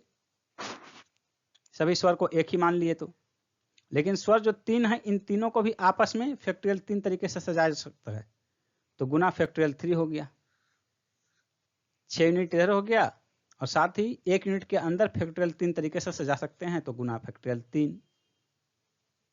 इसको सॉल्व कर लीजिए, आंसर हो जाएगा 6 गुना 5 गुना 4 गुना 3 गुना 2 गुना 1 तो ही हो गया, फिर फैक्टोरियल 3 यानी कि गुना 3 गुना 2। तो ये देखिए कितना हो गया, 6 पंच 30 गुना 4 120, और ये हो गया 6 और 6, 3 दुना 6 और 3 दुना 6, 6 के 36, 120 गुना 36, बरछा के 72 के 2 7, 36 और 7 43, 43 20, 43 20 आंसर हो जाएगा ऑप्शन सी।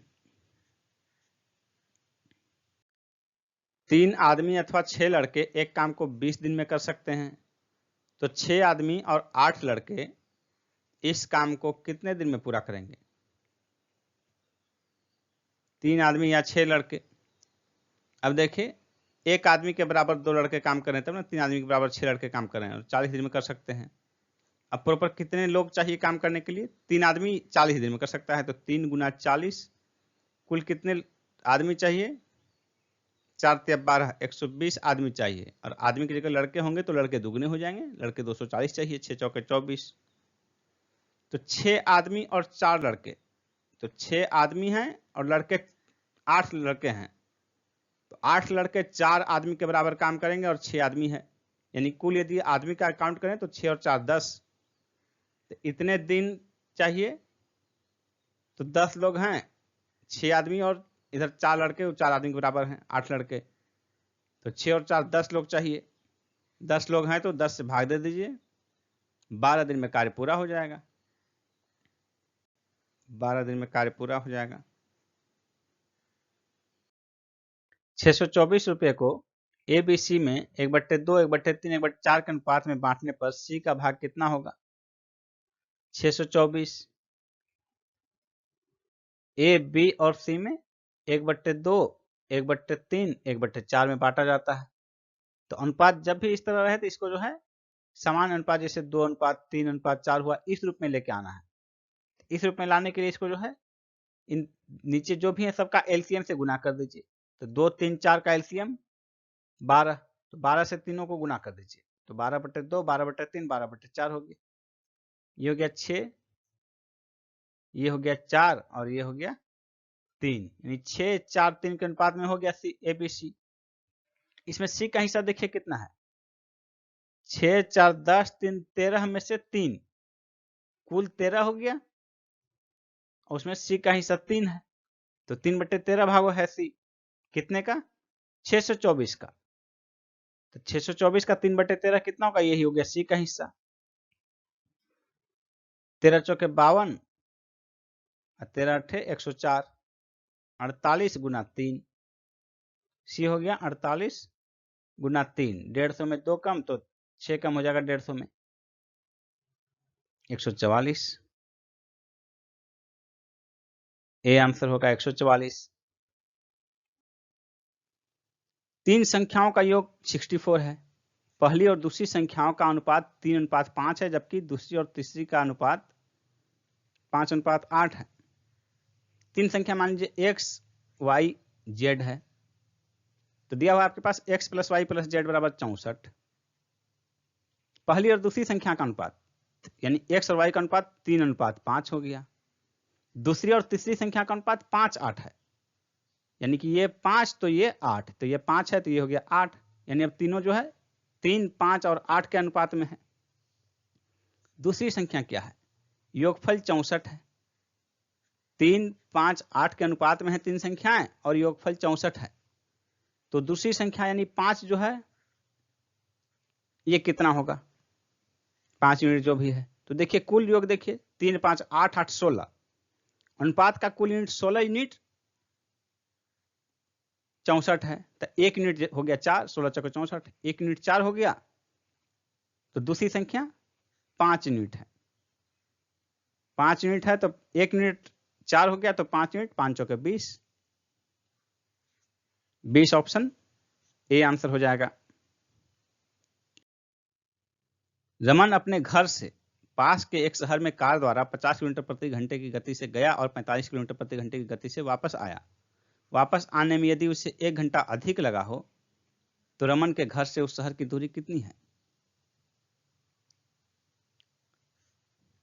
सेम दूरी पर गया 50 किलोमीटर प्रति घंटा, इस तरफ से गया और वापस आया 45 किलोमीटर प्रति घंटे की दर से वापस आया।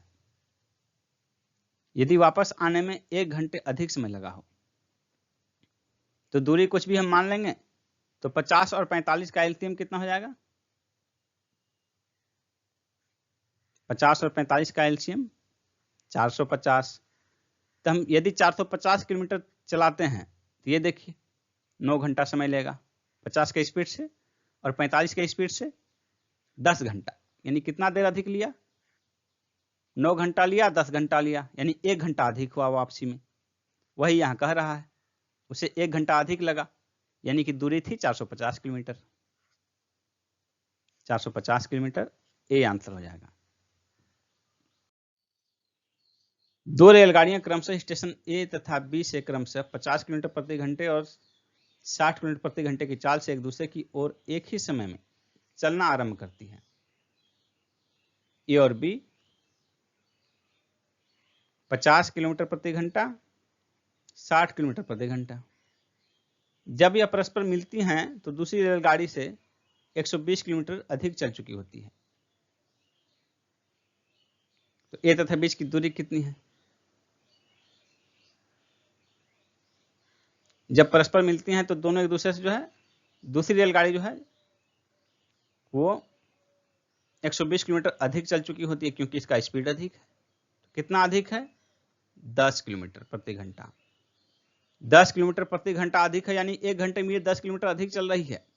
तो 120 किलोमीटर कितने घंटे में अधिक चलेगी? 10 किलोमीटर चलती है एक घंटे में, तो 120 किलोमीटर 12 घंटे, यानी दोनों चल रहे हैं 12 घंटे, तब ना दूसरी जो है 120 किलोमीटर अधिक चल गई। यानी 12 घंटे तय कर रही हैं। एक का स्पीड है 50, दूसरे का है 60, यानी दोनों मिलाकर एक घंटे में तय कर रही है 110 किलोमीटर। तो 12 घंटे में कितना तय करेंगे? 110 गुना 12, 12 गुना 11, 132।